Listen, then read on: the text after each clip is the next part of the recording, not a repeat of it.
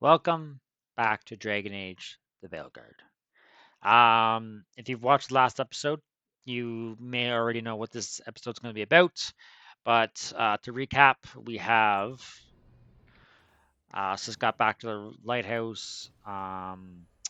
We are now trying to work towards getting some information. So we're when the fight against the Elven gods begins, team decided to recruit a fierce killer as a potential ally. So we're gonna find a place to reach out to Solus. We visited the blighted the remains of the Meta's crossing. The team discovered that the Elven gods are all too real. They must ask Solus what the gods are capable of, and find more allies and stand against Ilgrin and Gillernain's bit of conquest. We got Solus's dagger last episode, which gave Harding a new ability. She can kind of control rocks, from what we can tell. She controls the stone. She has been touched by the stone. I have revealed that she will be our romance option for this playthrough. And yeah, so that's kind of where we are for the story. If we go through Harding here, you can see that we've added some stuff here. So contact with Solus' Lyrium Dagger has granted Harding mysterious magic that allows her to manipulate certain types of rock, which is very cool because dwarves are apparently ain't able to use magic, but when she touched the blade, she was able to. So we're gonna figure out more about that later on in this game. Although Harding's concerned about the origin of the new power, it makes her feel connected to the stone, an enigmatic concept frequently invoked by the dwarven people that is simultaneously deity, ancestor, and homeland. The whole point of this episode, we are going through the Codex entries, and we're going to read all of them. And then once I have read up everything, so we're all caught up on everything, I'm going to kind of do like a review episode, I guess. I'm going to let you know how I feel about this game and how I feel it's being underrepresented by the community for many reasons. And I feel like I should voice my feelings on that. But yeah, so if you are not interested in the codex stuff or how I feel about the whole game itself and how it's compared to other things, then you can just skip this episode. But if you do, I would still appreciate you just hit that like button or at least comment saying that you're going to skip the episode just for the sake of engagement. It will definitely help the channel grow and let me know that you are still following the playthrough. Otherwise, let's hop right back into it and read the rest of these codex entries. From Strife's journal, Ruins Reach. Veil Jumpers recruits always ask me the same question. What is Ruin Reach? I tell them it depends on the day of the week. It's always changing. One week the trees turn blue, the next you'll hear voices speaking to you from thin air. The truth is we don't know what it is. What it is. We only know that a stretch of forest where you could have a pleasant picnic is now an ever-shifting hall of mirrors and chaos. It's like reality is trying to figure out what it wants to be, what shape it wants to take, and it keeps changing its mind. I've explored earthen forests for much of my life. I never felt so confused. The forest I once knew was becoming something else. The Dwarven People. A letter home, an unsent letter from Harding to her mother. My dearest mom, writing to you from Minrathis, Interventor. I'm Interventor. Isn't that amazing? Yes, there are power hungry mages and slavers and cultists, but the city is so much more than that. You should see the magical lights.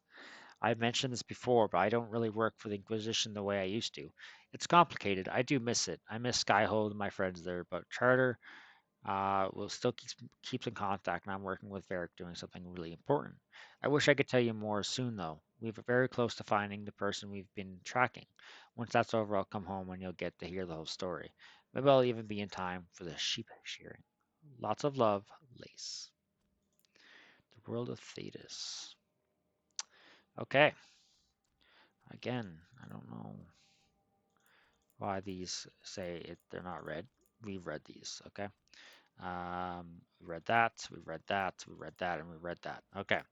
The Canary, people of the Coon, the king, the keen, the coon, the raccoons, the people of the raccoons. That's what they're going to be called from now on. Are perhaps the least understood groups in Thetis. The Canary Wars were brutal, but so was the Chantry Schism. So was the fall of the Imperium. Some of the misunderstanding is an accident of nature. The race we call Canary are formidable. Nature has given them fierce horns and strange eyes, and the ignorant look on them and see monsters. Okay, I see. And the ignorant look on them and see monsters. Okay, some is an accident of language. Few among the how would you say that? The, I gotta look it up. Gotta Google it.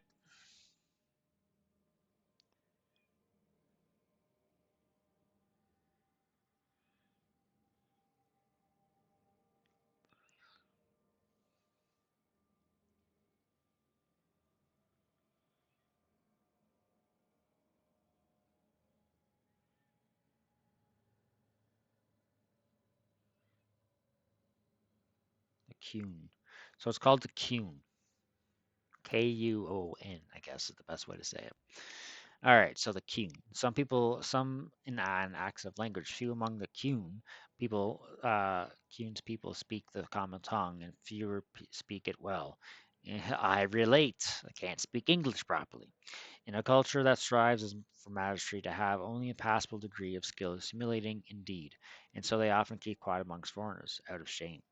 But much of it is the result of the culture itself. The Canary view their whole society as a single creature, a living entity whose health and well-being is the responsibility of all, each individual only a tiny part of the whole, a drop of blood in its veins, important not for itself, but for what it is to the whole creature.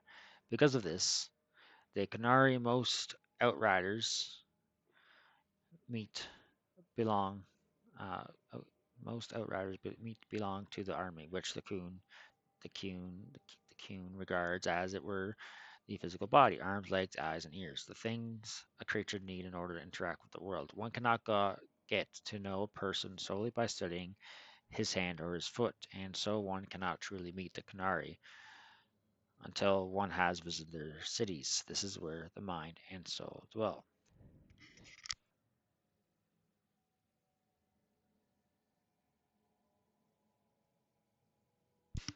Sorry about that, I had to sneeze.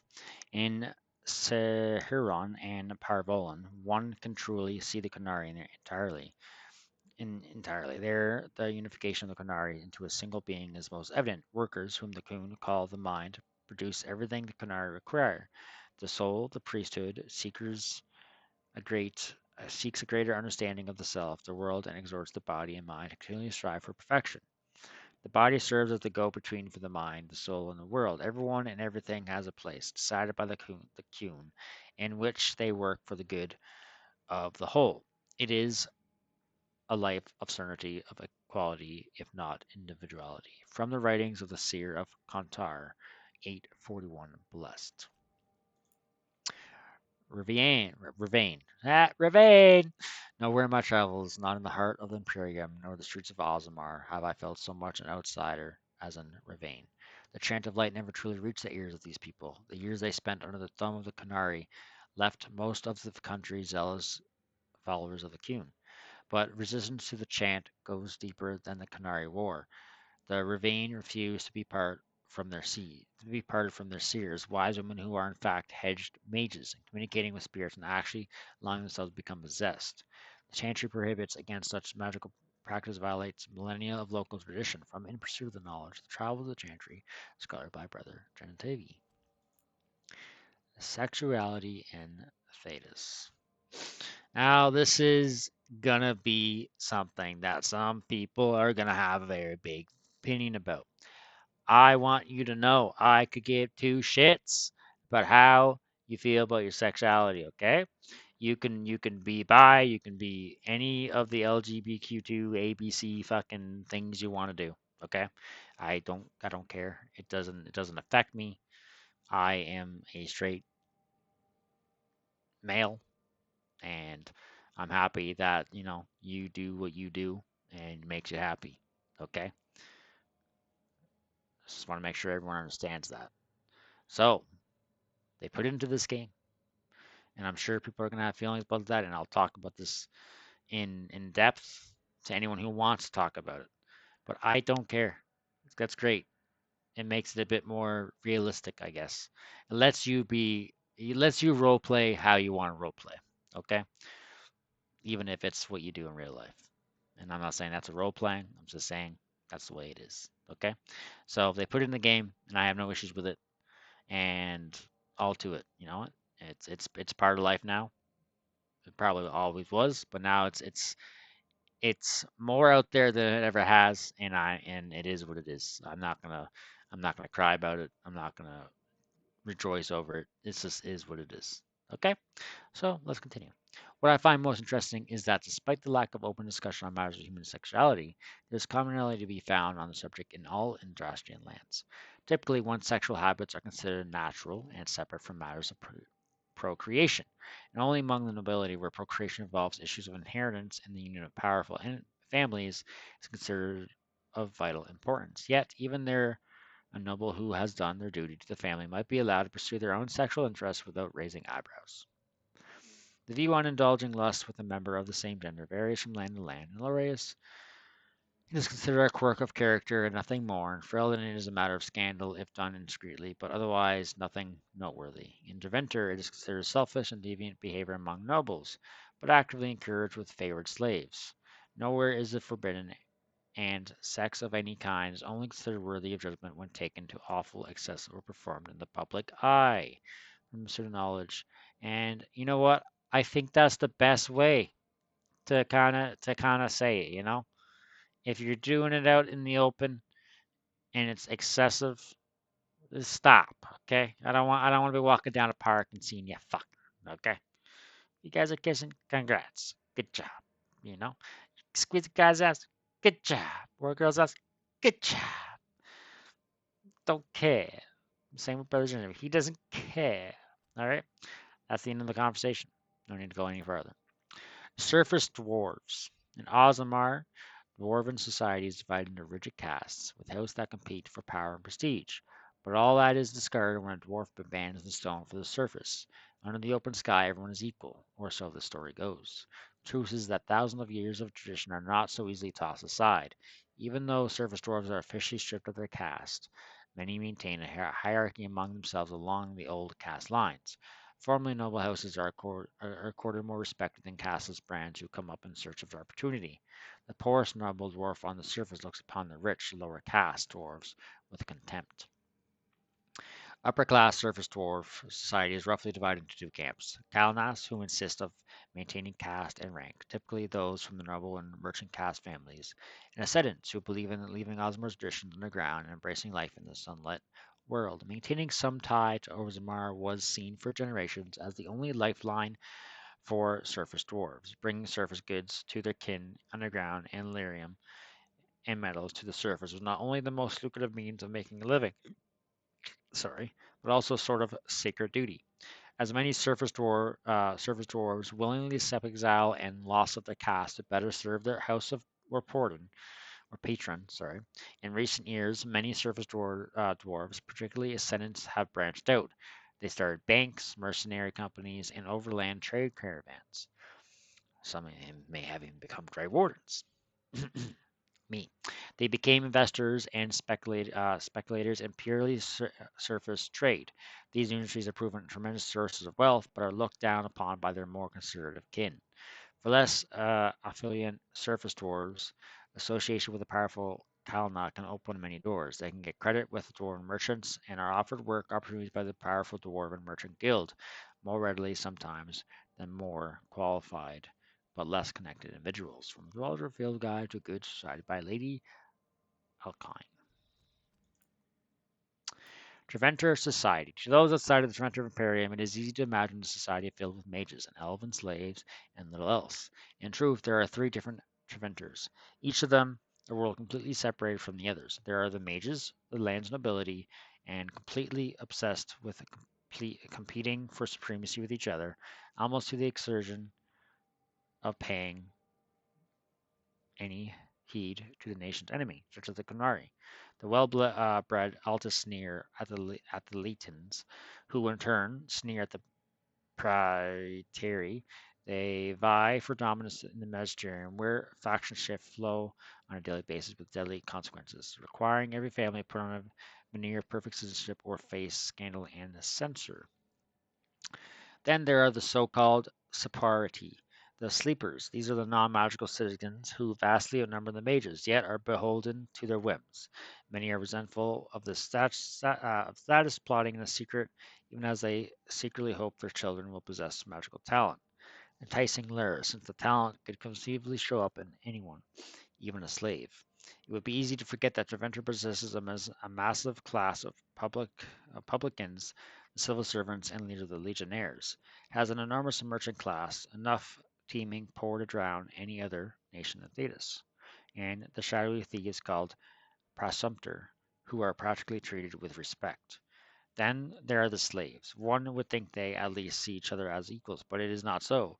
The divide between the freed liberati, those who act as the personal servants of managers, those who work on the farms, factories, and the service publicus, who do all the tasks proper citizens will not, is all but insurmountable, but perhaps in humiliation of those who own them. Imperial slaves will connive and scheme to try anyhow. Outsiders might see it as a futile, but to venture these nations' social classes are the most mutable and rewarding of merit in all of Thetis. In pursuit of knowledge, the travels of Chantry Scholar by Brother Genevieve. They veil. I detest this notion that the veil is some manner of invisible curtain that separates the world of the living from the world of the spirits. Whether to be called the fade or the beyond is a matter of racial politics. I refuse to indulge them at the moment. There is no this side and that side. When it comes to the veil, one cannot think of it as a physical thing or a barrier, even a shimmering wall of holy light. Thank you very much for that image, your perfection. Think of the veil instead as opening one's eyes. Before you opened them, you saw your world as you see it now, static, solid, unchanging. Now that they are open, you see our world as the spirits see it, chaotic, ever changing, a realm where the imagined and the remembered have as much substance as that which is real. More, in fact, a spirit sees everything as defined by will and memory, and this is why they are so very lost when they cross the veil. In our world, imagination has no substance. Objects exist independently of how we remember them, or what emotion we associate with them. Mages alone possess the power to change the world with their minds, and perhaps this forms the nature of a demon's attraction to them who can say. Regardless, the act of passing through the veil is much more about changing one's perception than a physical transition. The veil is an idea. It is the act of transition itself. It is only the fact that both living beings and spirits find the transition difficult that gives the veil any credence as a physical barrier at all. From a distortion on the fade as a physical manifestation by Moreno, senior enchanter of the Minrathous Circle of Magi. 655 Steel. Vitar. After extensive study of the Canary specimen you kindly provided, I've come to the conclusion that the painted markings on their face and body are not, in fact, solely for ceremonial purposes, but provide a practical benefit. Oh, I'm certain there is some culture singing to the patterns and colors they choose, but the Canary do nothing without purpose, yes? They call these markings Vitar, which in their tongue means poison armor. It's called this because the markings are magical in nature and actually harden the skin to an iron-like quality without hindering flexibility. And my analysis says that paint consists largely of poison. It's mixed with something else, blood perhaps, their own, and that neutralizes the poison. But only for one with Canary physiology. Anyone else would perish almost instantly, which reminds me, I'll kindly require another body slave. Whoa! The process activates the magical quality of the poison, which provides the protection effect almost in the same manner the Lyrium runes do. How this works and whether it can be used for our purposes will require further study, perhaps some live specimen this time, from a letter written by Nemira Orinus, Princess to Magister Varus, 932 Dragon.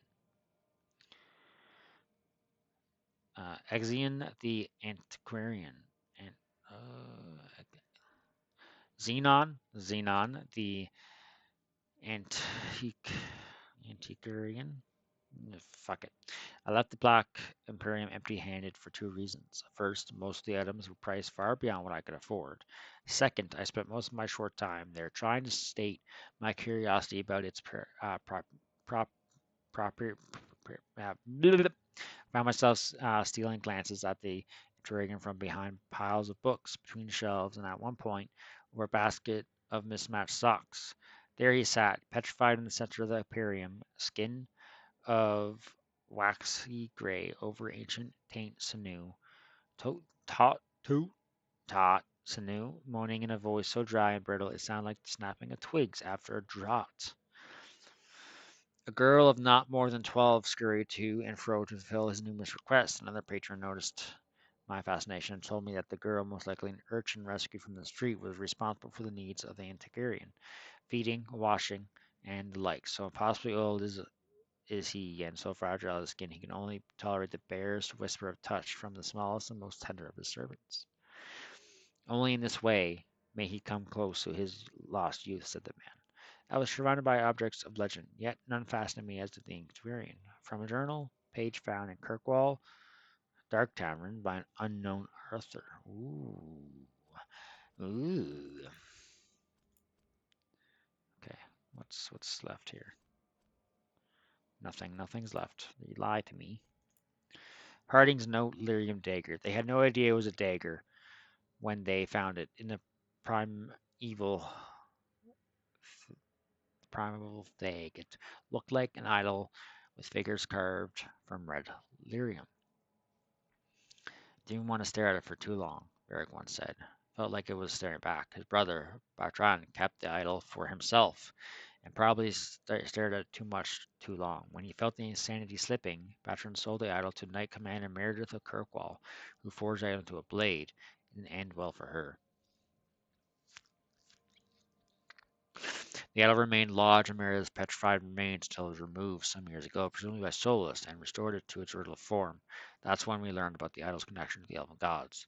Solus used the Lyrium dagger to create the veil, and he's going to use it to bring the veil down. So the Lyrium dagger was kind of introduced in, I think it was mentioned in Dragon Age 1, but it was pretty much part of the story in Dragon Age 2, and obviously Dragon Age Inquisition. That was all part of that too. So that's where the Lyrium dagger is from, which is pretty cool. And okay, so we have everything read from there. There is a glossary, which is kind of cool. I'm not going to go through all this. If you don't know what any of this is, that's on you. Okay, so now that we've done that, let's talk about the game. Okay. Uh, my initial thoughts of the game when it got released was pure joy and excitement. Um, I've always loved BioWare and and their games. I grew up with Mass Effect and Dragon Age. I played some of the Star Wars games.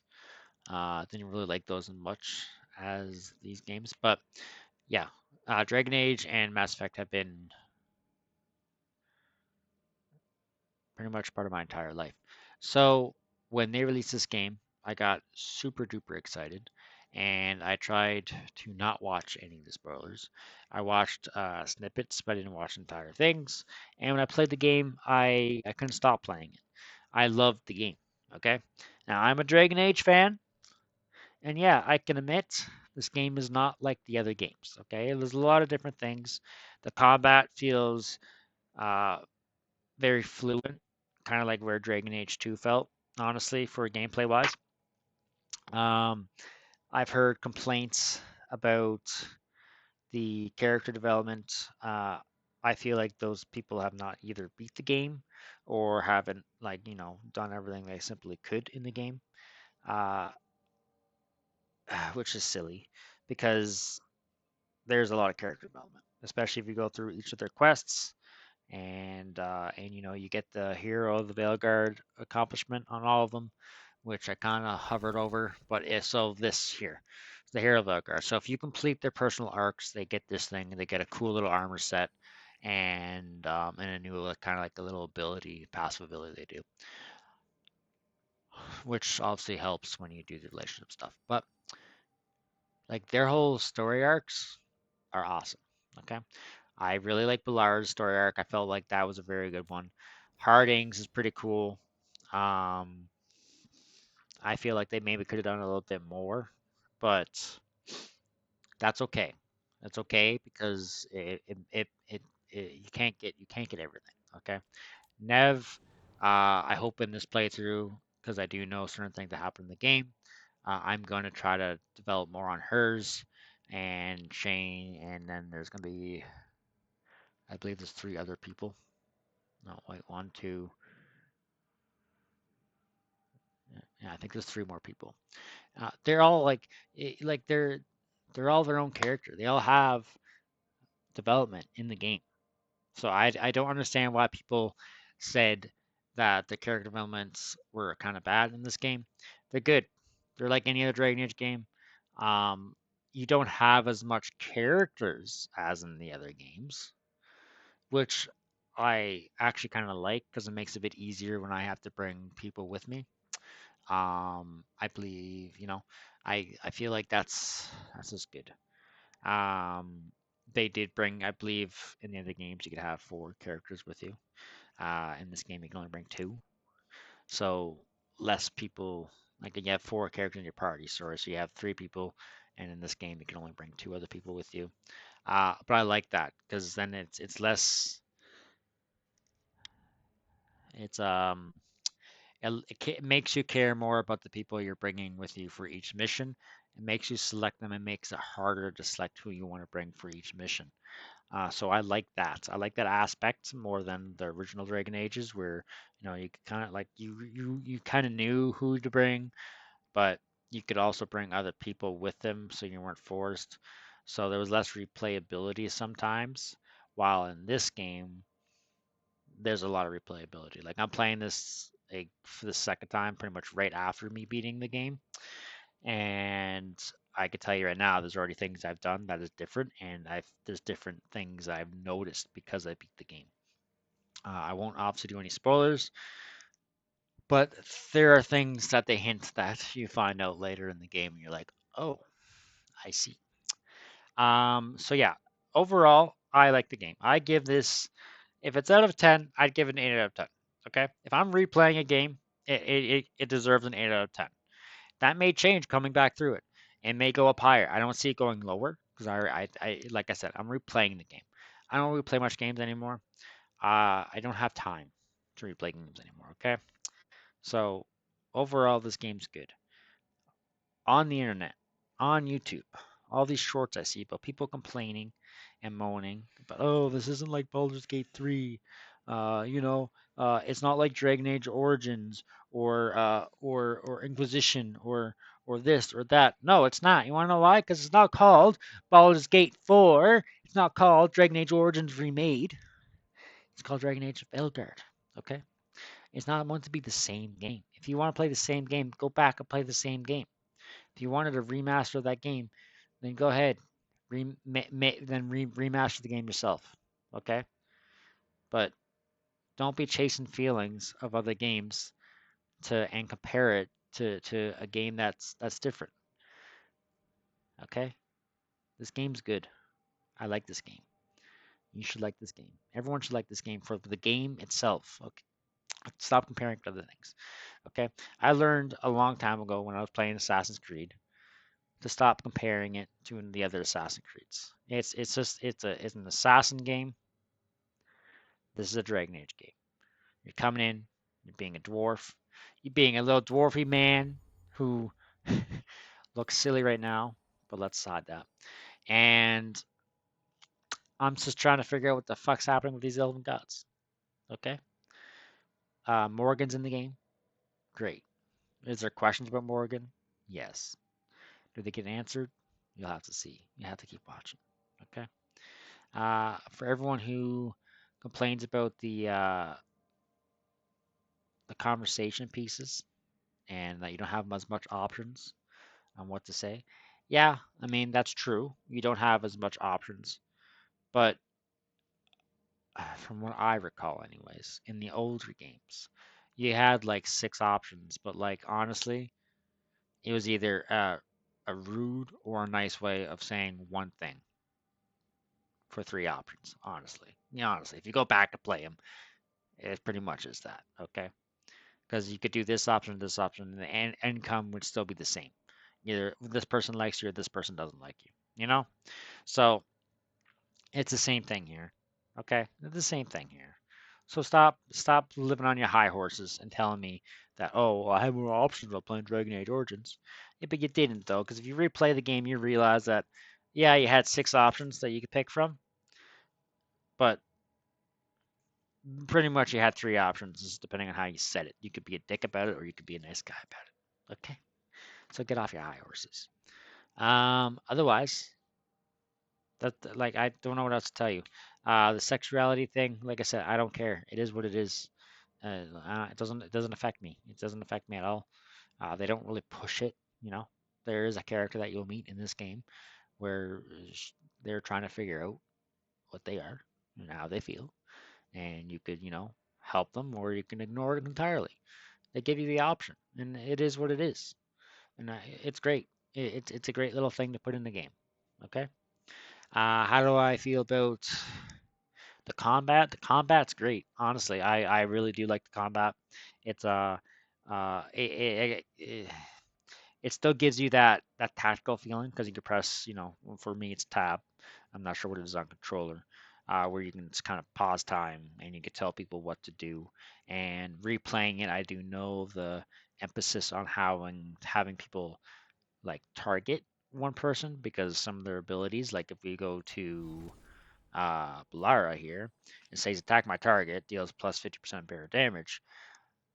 So opening up, you may want her just instead of doing anything, just doing attack my target, which is just them attack like telling, hey, fight that person.